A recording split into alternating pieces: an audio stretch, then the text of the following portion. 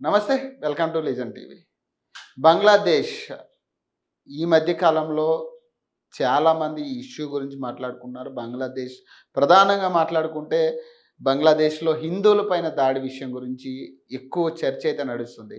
అలాగే ఆ దేశ ప్రధాని కూడా ఆహ్, దేశం వదిలి పారిపోయిన పరిస్థితి. చూడొచ్చు అక్కడ డైలీ కూడా అంటే రోజు ఏం జరగబోతుంది ప్రతీదీ కూడా ఉత్కంఠగానే కనపడుతుంది. ఎందుకంటే ఎప్పుడు ఏం జరుగుతుందన్న టెన్షన్‌లో ఉన్నారు. అలాగే ఇండియన్స్ చాలామంది అక్కడైతే ఉండడం జరిగింది. అలాగే మన ఇండియాలో కూడా బంగ్లాదేశీయులు చాలామంది ఇక్కడ వలసొచ్చి బతుకుతున్న పరిస్థితి. మరి ఎందుకు అక్కడ ఇండియన్స్‌ని కాపాడతలేదు ఇక్కడ గవర్నమెంట్ అని కూడా కొంత చర్చ అయితే నడుస్తుంది. ఇండియన్ గవర్నమెంట్ ఎందుకు దాని మీద దృష్టి పెట్టట్లేదు? అక్కడ హిందువుల మీద ఇన్ని దాడులు జరుగుతున్నాయి. అక్కడ ఇండియన్స్ చాలామంది చిక్కుకుపోయిన పరిస్థితి కదా! మరి ఎందుకు వాళ్ళ మీద ఎందుకు చర్యలు తీసుకోవట్లేదు? ఎందుకు ఇప్పటిదాకా ఈ ఈ ఇండియన్ గవర్నమెంట్ ఎందుకు దాని గురించి మాట్లాడట్లేదు? ఇక్కడ కూడా బంగ్లాదేశీయులు చాలామంది ఉన్నారు కదా! దీన్ని అడ్డుపెట్టుకుని వాళ్ళని సేవ్ చేయొచ్చు కదా అని కొంతమంది వ్యాఖ్యలు చేయడం జరుగుతుంది.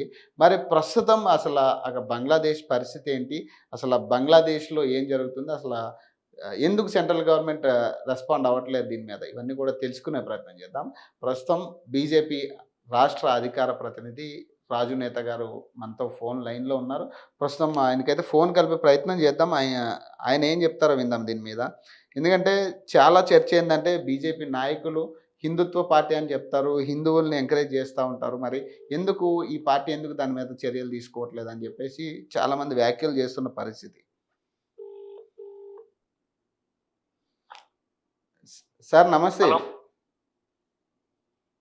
హలో. హలో. సార్ నమస్తే. నమస్తే. సార్ మాట్లాడొచ్చుగా. ఆ! ఆ! సార్ ఇది బంగ్లాదేశ్ ఇష్యూ మీద ఓకే.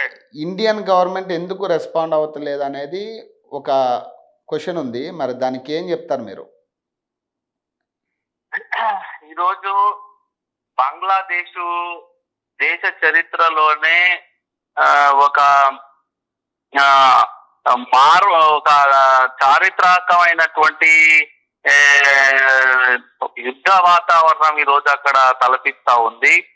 ఎందుకంటే ఈరోజు రిజర్వేషన్ల మీద చెలరేగినటువంటి ఈ యొక్క యుద్ధ వాతావరణం ఏదైతే ఉందో, తిరుగుబాటు ఏదైతే ఉందో, దీన్ని ఏ విధంగా ప్రపంచ దేశాలు చూస్తున్నాయనేది చాలా మనం దగ్గరగా అబ్జర్వ్ చేయాల్సినటువంటి అవసరం ఉంది.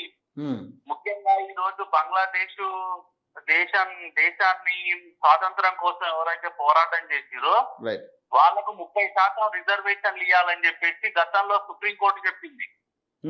అయితే గత పాలకుల వైఖరిలోనేమో ఆ రిజర్వేషన్లు ఇవ్వడం, తర్వాత ఆ రిజర్వేషన్లను స్వాతంత్ర ఉద్యమకారులకు తగ్గించడం కారణంగా ఉద్యమం చెలరేగింది. తర్వాత మళ్ళీ సుప్రీంకోర్టు లేదు కంటిన్యూ చేయాలని చెప్పింది.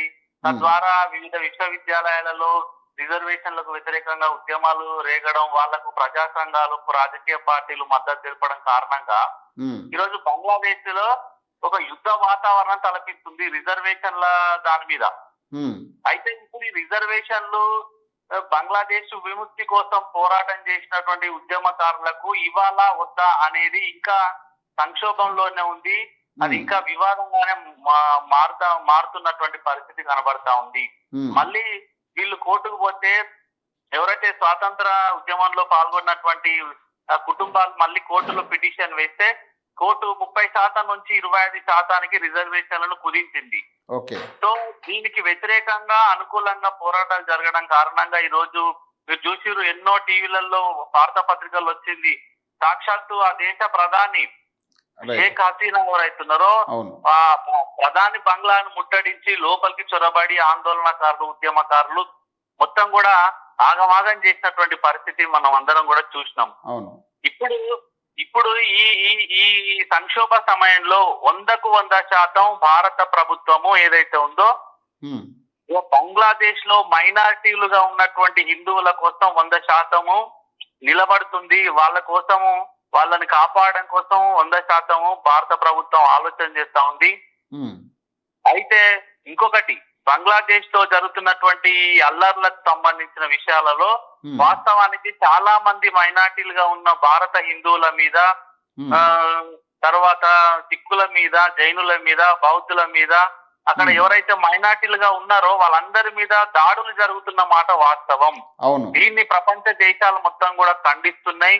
ఉమ్, ఇది రిజర్వేషన్లకు వ్యతిరేకంగా జరుగుతున్న, అనుకూలంగా జరుగుతున్న పోరాటంలో ఉమ్, అక్కడ మైనార్టీలుగా ఉన్నటువంటి హిందువుల మీద, హిందూ దేవాలయాల మీద దాడులు జరుగుతున్నాయి.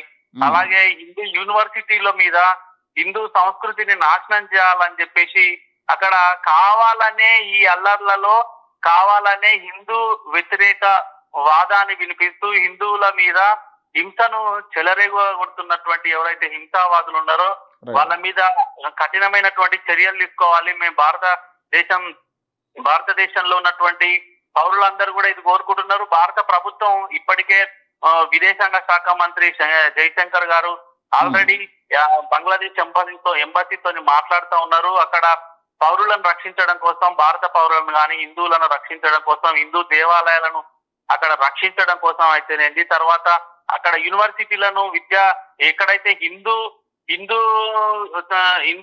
సెక్యులర్ భావాలు కలిగినటువంటి లేకపోతే హిందూ మతానికి సంబంధించినటువంటి భావాలు కలిగినటువంటి దేవాలయాల మీద, విద్యాలయాల మీద, వ్యక్తుల మీద దాడులు జరుగుతున్నాయో అవన్నీ నిరోధించాలి, వాళ్ళందరినీ కూడా కాపాలని చెప్పేసి ఆ దేశ ఎంబసీతోని ప్రతిరోజు మాట్లాడుతూ ఉన్నారు. వాళ్ళకి కావలసిన సహాయ చర్యలు కూడా తీసుకుంటా ఉన్నారు. ఇంకొకటి, Right. ఎవరైతే ఆ దేశంలో ఈ హింస కారణంగా ఇబ్బంది పడుతున్నారో ఉమ్, వాళ్ళందరికీ కూడా ఆశ్రయం కల్పించడానికి కూడా అనేక రకాలైనటువంటి చర్యలు తీసుకుంటా ఉన్నారు.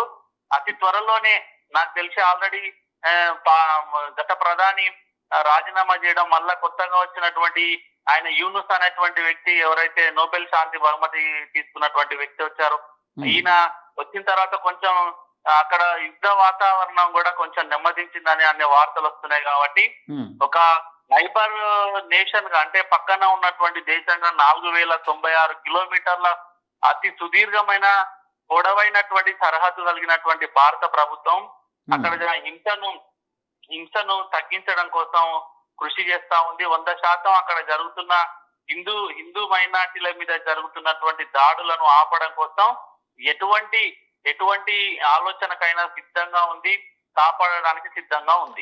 ఇంకొక భయాందోళన ఏంటంటే ఇండియా మీద ఆ ప్రభావం పడుతుంది అనేది ఒక అంచనా ఉంది.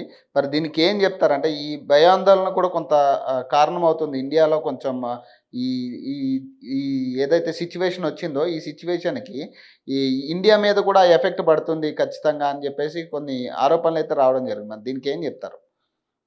ఎస్, మీరు అన్నట్టు కరెక్ట్. ఎందుకంటే ఇప్పుడు సుదీర్ఘమైనటువంటి అతి పొడవైనటువంటి సరిహద్దు కలిగినటువంటి దేశం మన పక్క దేశం బంగ్లాదేశ్ కాబట్టి ఆ పక్కన ఉన్నటువంటి రాష్ట్రాలు, ఈశాన్య రాష్ట్రాలు ఏవైతున్నాయో అస్సాం గాని, వెస్ట్ బెంగాల్ గాని, త్రిపుర గాని, మేఘాలయ గాని, అగర్తల, ఈ అన్ని పక్క రాష్ట్రాలు, ఆ సరిహద్దుతోనే ఉన్నటువంటి రాష్ట్రాలు ఆ సరిహద్దులో జరుగుతున్నటువంటి చెలరేగుతున్నటువంటి అల్లర్ల కారణంగా కొంతమంది శరణార్థులుగా మారి బంగ్లాదేశ్ నుంచి ఆ భారతదేశంలోకి రావడానికి, అక్రమంగా చొరబడడానికి ప్రయత్నం చేస్తున్నారని కూడా వార్తలు వస్తున్నాయి. వాటిని కూడా నిరోధించాలని చెప్పేసి ఎవరైతే భారతదేశంలోకి అక్రమంగా చొరబడాలని, భారతదేశంలో అల్లకల్లోలాలు సృష్టించాలని, భారతదేశంలో తీవ్రవాదాన్ని సృష్టించాలని ఎవరైతే ఇబ్బంది పెట్టాలనే ప్రయత్నం చేస్తూ అక్రమంగా చొరబడాలని చూస్తున్నారో వాళ్ళందరి మీద ఒక డేగ కన్ని వేయడం జరిగింది భారత ప్రభుత్వం. వాళ్ళ మీద ఉక్కుపాదం మోపుతా ఉంది. అటువంటి అక్రమ చొరబాటుదారులను నిరోధించడం కోసం భారత సర్కారు ఆల్రెడీ చర్యలు చేపట్టింది. అదే రకంగా ఈ సరిహద్దు రాష్ట్రాలలో ఉన్నటువంటి రాష్ట్ర ప్రభుత్వాలకు కూడా ఆదేశాలు ఇవ్వడం జరిగింది. ఇంకొకటి, అక్కడ BSF, border security force, industrial security force, వీళ్ళందరికీ కూడా ఆదేశాలు ఇచ్చి ఆ సరిహద్దు రాష్ట్రాలలో ఉన్నటువంటి ఆ సరిహద్దు ప్రాంతాన్ని మొత్తం కూడా డేగ కన్నుతోని ఈ రోజు 24/7 ఆ సరిహద్దు ప్రాంతాల్లో భద్రతను ఏర్పాటు కూడా చేయడం జరిగింది. ఎటువంటి పరిస్థితుల్లో కూడా అక్రమ చొరబాటులను దారులను ప్రోత్సహించేది లేదు. ఎవరైనా నిజంగా హిందూ శరణార్థులు, వాళ్ళకి ఇబ్బంది జరుగుతుంది, అక్కడ వాళ్ళ మీద హింస చెలరేగి శరణార్థులుగా మారి భారతదేశానికి వస్తే వాళ్ళ విషయంలో కేంద్ర ప్రభుత్వం ఒక నిర్ణయం తీసుకుంటే అప్పుడు వాళ్ళను రావడానికి అవకాశం ఉంటుంది తప్ప ఎవరైనా అక్రమంగా చొరబడి ఇదే ఆదనగా భావించి భారత్ లో కూడా అట్లనే అల్లకల్లోలు సృష్టించాలి, అట్లే యుద్ధ వాతావరణం క్రియేట్ చేయాలని చెప్పేసి ఎవరైనా భావిస్తే వాళ్ళందరి మీద ఉక్కుపాదం మోపుతుంది. భారతదేశంలోకి అక్రమ చొరబాటుదారులకు ప్రవేశం లేదు అని చెప్పేసి ఈ సందర్భంగా సూచించదు. Right sir, thank you sir, thank you. So చూడొచ్చు, అంటే ఏదైతే బీజేపీ నేత ఎవరైతే మాట్లాడడం జరిగిందో, సో ఆయన చెప్తున్నారు దీని మీద ఖచ్చితంగా మేమైతే యాక్షన్ తీసుకోబోతున్నాం, ఖచ్చితంగా తీసుకుంటున్నాం అని కూడా చెప్పడం జరిగింది. దీని మీద కొంతమంది ఎవరైతే సీనియర్ నాయకులు ఉన్నారో వీళ్ళు కూడా రెస్పాండ్ అయ్యారు ఇప్పటికే. సో అక్కడ ఎవరైతే ఇబ్బందులు పడుతున్నారో వాళ్ళకి షెల్టర్లు కూడా మేము ఏర్పాటు చేస్తున్నాం, ఖచ్చితంగా ఈ అల్లర్లకి సంబంధించి వాళ్ళని దీని నుంచి విముక్తి పరిచేలా మేమైతే అన్ని చర్యలు తీసుకుంటామని కూడా చెప్పడం జరుగుతుంది. అలాగే ఏదైతే ఇండియా మీద ఈ బంగ్లాదేశ్ ఎఫెక్ట్ ఉంటుందంటే ఖచ్చితంగా ఉండే ఛాన్స్ ఉంటుంది అన్నట్టుగా ఆయన చెప్పడం జరుగుతుంది. అలాగే ఒకవేళ అలాంటిది ఏదన్నా అల్లర్లు సృష్టించడానికి ట్రై చేస్తే ఖచ్చితంగా వాళ్ళ మీద కూడా మేము యాక్షన్ తీసుకుంటాం, ఖచ్చితంగా దాన్ని నివారించే ప్రయత్నం అయితే మేము చేస్తామని చెప్పేసి చెప్పడం జరుగుతుంది. సో మరొక ఎపిసోడ్లో మళ్ళీ కలుద్దాం. అప్పటి వరకు నేను పవన్ సైనింగ్ ఆఫ్.